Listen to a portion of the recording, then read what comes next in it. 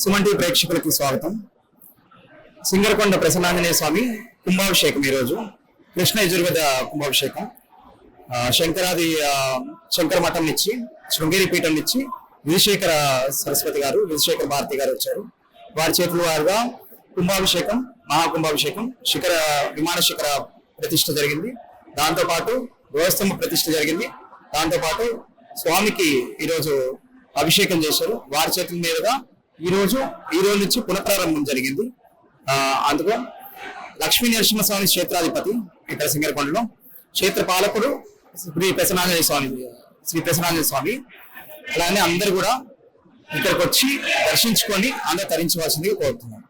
మీరందరూ కూడా భక్తితోటి ధర్మార్గంలో నడవాలనుకుంటే ప్రతి ఒక్కరు కూడా ఇక్కడికి వచ్చి మీరందరూ కూడా దాతలుగా సహకరిస్తే అందరం మనం కలిసి డెవలప్ చేసుకుందామని భావిస్తున్నాం. అలానే స్టేట్ గవర్నమెంట్ కూడా ఒక ప్రత్యేక విన్నపం, ఈ సంవత్సరం నుంచి నెక్స్ట్ సంవత్సరం నుంచి హనుమాన్ జయంతిని స్టేట్ ఫెస్టివల్ గా ఇక్కడ జరపాల్సిందిగా కోరుతున్నాం. అందరు భక్తులందరి తరపు నుంచి అందరు కూడా ఈ కుంభాభిషేకం అయిపోయిన తర్వాత 3 రోజుల పాటు 20, 21, 22 హనుమాన్ జయంతి వరకు 3 రోజులు మాలాధారణ దీక్షలు జరుగుతుంటాయి.